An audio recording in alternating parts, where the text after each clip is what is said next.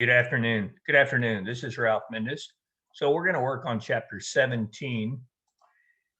And the you've been taught in the previously that the big three in manufacturing is materials, labor, and overhead, and that the overhead is applied. Well, how is it applied? Well, normally we figure out based on activities or um, in overhead. So do we could use machine hours, we could use labor dollars or labor hours. And primarily manufacturing for many years, I'm sure well over 100 years, has been primarily based on um, labor. But now we have robots and things. So we're searching for new methods, and a more accurate method is a ABC, this activity based. But why is it important? So why use this predetermined overhead rate? So first off, you make a budget. You have an estimate of what you're going to spend this year, and no one knows for sure what's going to happen. So you make an estimate. So look right here. You make an estimate of your overhead, and then you make an estimate of what your production or labor hours or machine hours are going to be. So why use it? In order to know how their products are performing even before the accounting period ends. So do you wait until the end of the period and then add up your costs, say, oh, well, here was our overhead? No, you can't do that. And especially like right now, in a year like right now with the pandemic, you have commodity pricing going up a great deal. Look right here, non-energy commodities rise at the fastest pace in 10 years. By November, global manufacturing has recovered all of its pandemic-related losses, were 1% higher, but 53 out of 63 commodities monitored by the World Bank were up in price in December of 2020 compared with the same month a year earlier. Energy, agriculture products, tea, coconut oil, palm oil, fish meal, rice, citrus fruit, sugar, logs, rubber, fertilizers, and so things are right here. Attention shoppers, price hikes are ahead, but consumer companies hope you won't notice. Procter & Gamble and Coca-Cola are the latest companies. Now price increases are coming up to offset rising commodity prices. So it's important you learn. So that's the why. So you can't wait till the period's over to determine. So, and like right here, you estimate your overhead. See, estimated overhead for assembling and painting, but the actual overhead turned out to be this. But so how do you do? So you take an estimate divided by your estimated hours. In this case, he's using that. And then you apply that based on either actual hours or actual direct labor hours and then you apply it, and then you can under apply or over apply. So you have an idea. So let's try this one. So right here, budgeted information. So these aren't real numbers. This is a budget. So you take the budgeted overhead divided by the budgeted machine hours. And so that's your best estimate, educated guess and estimate. And that's how we do it. Divide. Let's try another one. Now here, they want us to identify what is the company's single plant-wide overhead based on direct labor hours, and then in number 2, machine hours. So again, it's an estimate. So we hope to have the estimate of manufacturing cost. Estimate of manufacturing cost. In this case, we're dividing by labor hours. And in this case, we're basing it on estimated machine hours. So everything is an estimate. So in this case, we enter our overhead. Oh, we have to add these together now. 1209, 300 plus the finishing, because it's for the whole plant. So the whole number is, so let's just see here, 1819. So now here in this case, we divide by estimated labor hours. And over here, which is the sum of 12 and the third 20, and down here, it's based on the sum of all the machine hours for the whole work. So for the whole plant. So an estimate divided by all the labor hours and all the machine hours. So Let's go back and see what I did. What is the company's single plant-wide overhead based on direct labor hours? Manufacturing costs. So 1209 300 plus 610. Well, and this is right, and that's right. And I put 1819, and it's two production departments. 32.2 and 22.2, and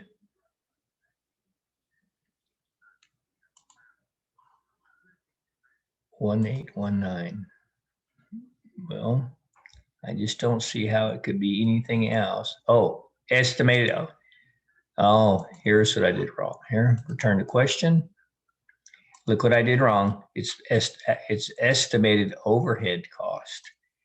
Estimated overhead cost. So I used the wrong term there. Instead of manufacturing, it's the overhead cost. Oh, and then here, I got to go back here because they want this. They want this per direct labor hour. And down here, they want this per machine hour. All right, so very good. All right, how about number 3? Now, in this case, they want labor hours as the base. And now to each product line using the plant-wide overhead base. So in this case, the estimated overhead costs divided by estimated direct labor hours. And what are the amounts? In this case, estimated overhead costs are going to be number of units, machine hours, direct labor hours. Oh, there it is. Cost 790, but they want the whole plant. So I'm going to take 790 plus 590. So 1,380,000. No, not that. 1380. 1,380,000. And what's our total direct labor hours we estimate? Total labor hours, machine hours, overhead cost, labor hours. So 104,000. So the cost is per direct labor hour, direct labor dollar or hour? No, direct labor hour I want. So 1327. So the plant overhead rate is 1327. But then A27C, that uses labor hours.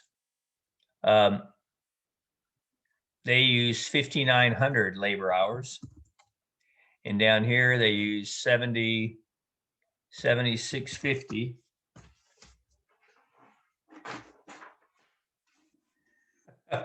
All right. And that's requirement 2. So let's see how we did. Oh, I bet I didn't do the math. Yeah, see, it didn't do the math for me. So I need to go back and multiply right here, 5,900 hours times the 1327. So this should be 78,293. So that's how much overhead costs we apply to those particular work. All right, there we go. 1327, 7650. All right. All right, number 4. Using plant-wide overhead rate to assess prices. Using a plant-wide overhead rate based on machine hours. So now here we're using machine hours. So again, estimate of your total, what are your total overhead costs divided by your estimate of your machine hours. So what are our overhead costs going to be?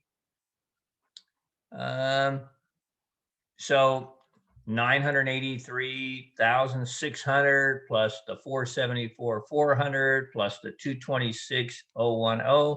So you have to add up all the overhead costs. And what are your machine hours going to be? Number of machine hours or welding hours? Okay, so the driver 7590 is per machine hour. Okay, so 221. Now, in this case, our overhead applied for these two jobs is how many machine hours? 2290 and 5300. And the overhead rate is 221.87. And the units actually produced were 1,800 of these and 3,600 of model 212. So let's see, the activity driver is 2290. Plant overhead rate, total overhead cost, units produced, overhead cost per unit. So now we take 508,082 divided by the 1,800 units. So you're applying overhead rate at 282.268. And here, divided by 3,600 units you made. So here you're applying overhead at 336.64. All right, now it says here the material and labor are for model 145, 270, and 110 here. So here's your total manufacturing cost per unit now. This is per unit. So let's see how we did. So here again, oh, look, I forgot this down here. Now, if the market price is $739 and the market price is $480, market price $739. I didn't see that bottom part. Okay, $739, and over here it's $480. This is your sales price.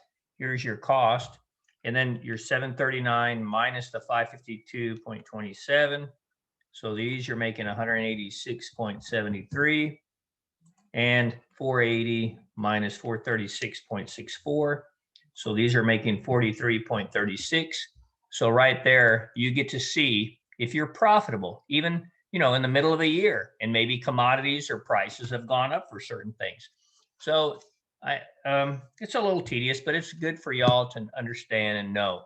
And then you check that against the real, you see. So you make your estimate overhead, and then you apply that against the real hours or the real machine hours or the real labor. All right, let's keep going. Computing activity rates. So purchasing, the expected costs are 166.6. And down here, the factory, you have two components, the 34,000 plus the 72,920. So here, the factory, you have cleaning factory and utilities to the factory. So you add those together. The expected amount is 4,900 and 5,400. So 106 divided by the 5,400. So here you got 1980 per square foot, and per purchase order is 34. Now, do you notice now we've changed to where we're trying to figure things out based on an activity rather than just machine hours or labor hours? So here's where you're practicing the new method called activity based. What's your activity cost? Well, for purchasing in factory, we're using the number of purchase orders or the square foot of the warehouse. So you're learning new methods here, and it's going to be more accurate for you. Now, they sell two types of products. They provide technical support for users' products, expected cost $180,000 a year. That's our expected cost. And the company expects to process 10,000 service calls per year. So what's the company's cost per technical support? So we estimate our overhead cost. Where are they estimated? Let's see. The technical support cost, instead of saying overhead costs, we're estimating our support cost, and then we're estimating our service calls. So here, 180,000, and we're going to have 10,000 calls per year. So $18 per service call. All right, and then during the month of January, they received 400. Let's see. They want the cost driver quantity incurred. So the activity rate, cost driver incurred. How many do we have? Well, I think you had 480 of these people and 180 calls of here. And the activity rate is per call. This is per call we're using. And here we're using $18, and here $18 per call times 480 calls. So 480 times the $18 per call. So we figure 86.40 overhead there. And then here 180 calls times the $18. So 32.40. So here we base it on how many customers are calling in based on the different model. So let's just see. So, oh, now see, I did not click on that because I I know I was trying to click on the estimate. I know I was in an estimated number, but maybe I didn't. That's fine. Good to make mistakes. So you ought to see the mistakes I made. Now, comparing costs under ABC to traditional. So for the first time, this is the first problem where they're making you do both methods. So determine the hazardous waste disposal per unit for chairs and tables if costs are assigned using a single plant wide. So we have an estimate of our overhead costs divided by the direct labor hours. So what are our overhead costs? So our hazardous waste cost is 610,000. And over here, our direct labor hours are the way we supposed to use and using a plant-wide based on direct labor hours. Oh, okay, so direct labor hours required. So we got to add those two together, 256, 16. So you got 272,000. So $2.24 per direct labor hour. So this is the normal way that we've been doing it traditionally. Over estimate 610,000, 256 plus 6, 272 per direct labor hour. Now we're going to base it on the chairs. So the activity driver is direct labor hours. So for chairs, let's see, for chairs, how many hours? 256. And over here it was 16,000 times the 224. And units produced, expected production is 212. And over here it was 22,000. So overhead cost per unit, $270, $1.63. Now it says to calculate it based on for chairs if assigned costs are based on number of pounds. So here we still have our overhead costs divided by number of pounds. So it's 610,000 hazardous cost divided by how many pounds? 1,300 pounds. So now that's what we're saving per pound. So chairs, the activity driver here is 300 pounds for chairs and 1,000 for this times the overhead rate units produced is 212,000 and 22,000 tables, overhead cost 66. And so let's see if I made a mistake here. So it's 300 for chairs, 1,000 pounds for tables, overhead rate to overhead cost, units produced. So here it's saying it's way more expensive to do it this way, but let's see if my numbers are right or wrong. So it's saying it's way more expensive when we analyze it. So this method seems to be more accurate. This one, it kind of got buried in the volume of the chairs, but over here it kind of bore it out. There's more waste for the tables, so they cost way more. So now maybe you can sell your chairs cheaper and your tables more expensive. Should help you in decision making. Wait, let's go see what's the matter here. Answer's not complete. Okay, I don't see what I'm missing. Per pound, overhead cost per pound, 269, total overhead cost, 212. I don't see it right now. Answer's not complete. So is there something out here? I just don't see it. Okay. Well, units produced, total cost divided by that. 612. I'm sorry, I don't see it right now. Okay. All right. Let's go on ABC. Now we're using a service company. So now our expected costs here for client consultation, 168,000. In drawings are 99.2. So now we've broken out to the service company all our different activities, and billings and collection or the combination 8,700 plus the 23,420. So now we still have our costs. You still have, if you add up all these numbers, there's the sum of all your expected overhead costs. But the driver now for client consultation, we're using the activity rate. The expected activity driver is 1,200 and 1,600 and 41,000. And supervision is 900 days, and this is 11 jobs. So now contact hours, the activity rate here is going to be 168,000 divided by the 1,200. So here we're at $140 per hour per contact hour. Is $62 per design hour. Now the activity actually incurred, let's just see. So the assigned cost to a 7,600 square foot facility, then it required 440 contact hours. It required 354 design hours, and it took 200 days, and it was one job. All right, so now let's just finish here, multiplying $140 per contact hour times 440. So 61,600. We spent $62 a rate per design hour times 354 design hours. 21,948. Let's see what I did wrong here. 900 days. Okay, supervision is 207.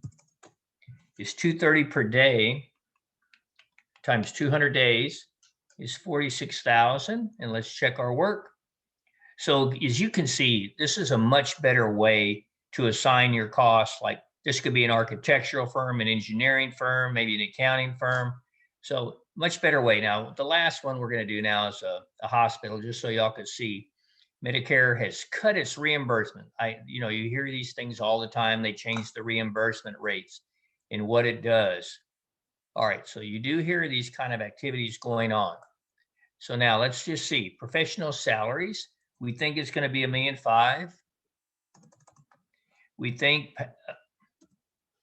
We think patent services, patient services, and supplies are going to be $31,680.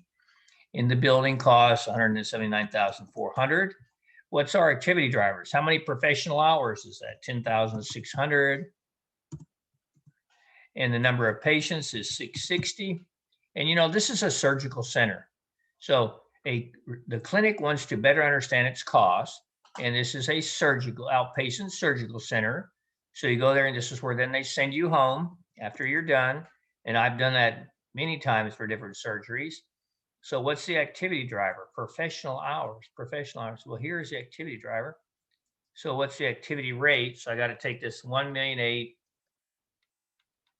divided by $175 per hour there. And then how many patients? 48. And then how many square feet? 115. Oops, wrong number. So then what was the actual amount incurred? So in the general surgery, there was 2,800 hours. And in this one, there was 7,800 hours. And in here, there was per patient,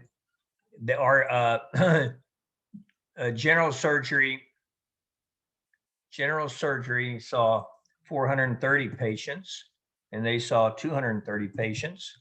And the square footage here used was 630 and 930. So now let's see what this is. So the 2,800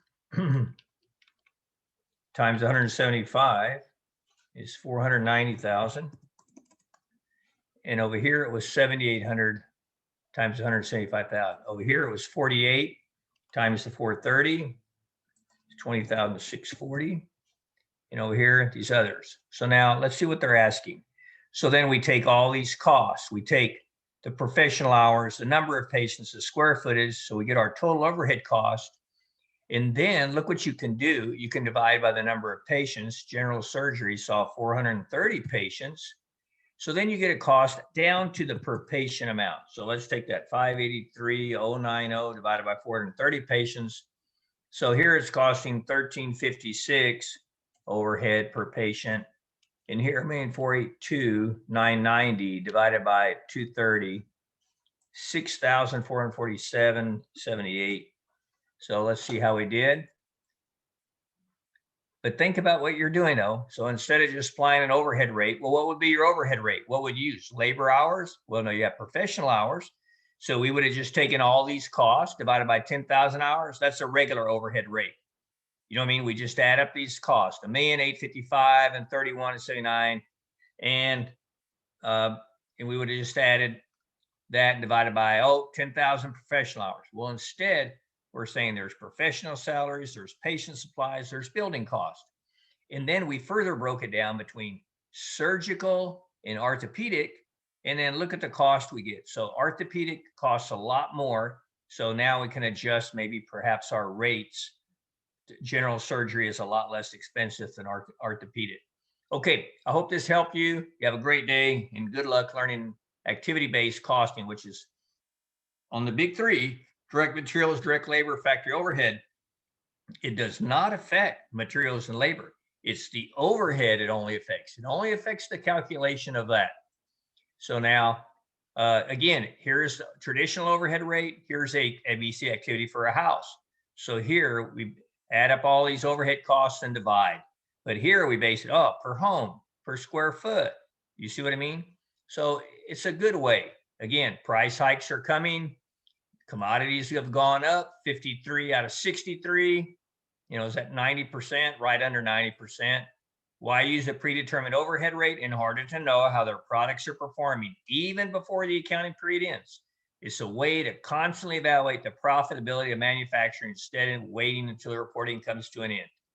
So it's very important. And again, you use an estimate and then you base it on the actual and apply and then see how you do. All right. Hope this helped y'all. Good luck.